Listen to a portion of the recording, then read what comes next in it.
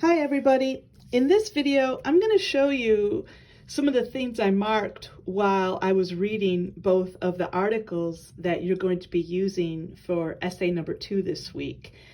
And I actually read article 2 first because it was the bigger one, and then I read article 1. And what I did was I printed both articles out. That might be the first thing you've noticed. And I did that because it's just a lot easier for me to think if I can touch the article with my hands and write on it. I'm a very tactile person, and that's why I've invested in a printer. But if you don't have one, keep in mind that you can always go up to the main campus and use the computer lab in the Mott Library that's on the first floor. You can print there. And also if you live closer to your local library, they'll have computers that you can print from there. I don't live that far from the Burton Library, which is it's on Center Road and Atherton, and they've got computers you can print there, and all the Genesee County and Lapeer County branch libraries. Anyway, you can print. So I would really encourage you to do that, even if it means going a little bit out of your way. So when I was reading this article, I drew this line here because this is sort of like an article within the article, and you don't have to read it. But I also was looking for examples of biased language because this came from Mother Jones. This is how I know it's down here. I circled the date because it's good to know when things were published. This was before COVID, and that makes a difference because the other article was published after COVID and they mention it, see? Anyway, I'm familiar with Mother Jones, and I know that Mother Jones has a either a slightly or not so slight liberal bias, depending on your point of view. And I was looking for example. I always look for examples of biased language whenever I read anything. USA Today is a lot more right down the middle. Anyway, I highlighted a lot here because this article is very long, and the highlighting kind of helps you break it up when you go look at it later, because when you're writing your rough draft of essay number 2, you're going to have to spend a lot of time going back and forth between the articles and your paper.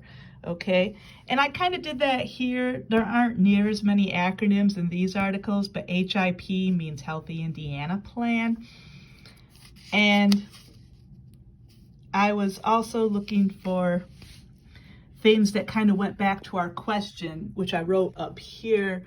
This is my workspace, and I stick a lot of Post-it notes to this board. It's quite messy. But in order to keep track of the articles' titles and where they were published and what date they were published, I wrote them all up here. And I started with the question, why is it so hard to get public assistance? So I highlighted a lot of things that I saw as pertaining to this question.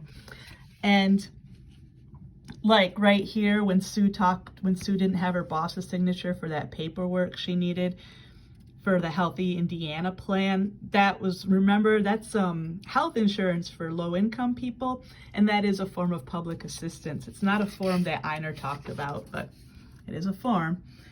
And Macmillan spends a lot of time talking about Sue's problems getting on the Healthy Indiana Plan.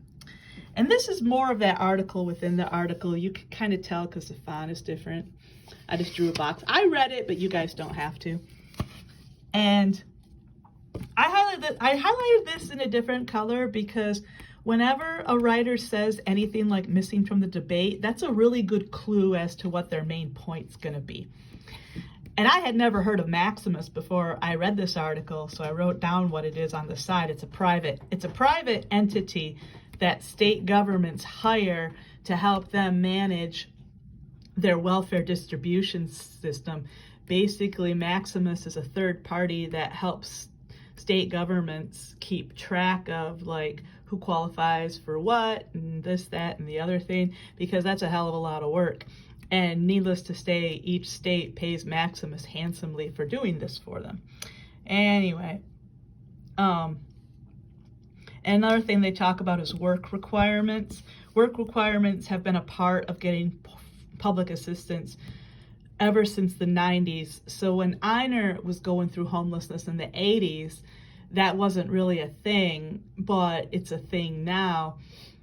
And you can see that that adds on to difficulties people have with getting public assistance. And there's a little history of Maximus here. Anyway, and then some numbers.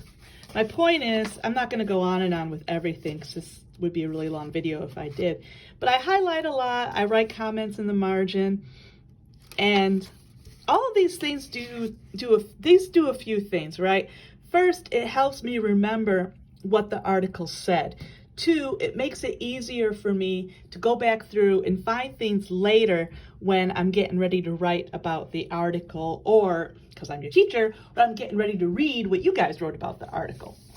Now, if we go to this one, I read this one second. So when I was reading this article, I was thinking to myself, okay, where does what Thornton says connect with what Macmillan says?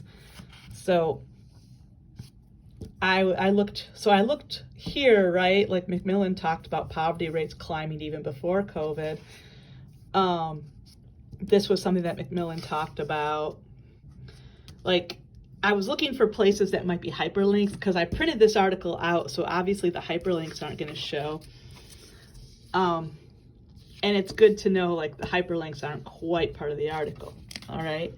So this article is a hell of a lot shorter, but there's still some places where there's overlap with Macmillan. And if you haven't done this yet, printed out the articles and highlighted all over them, you definitely should.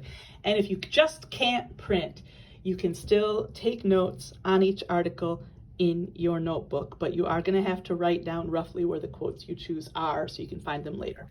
Okay?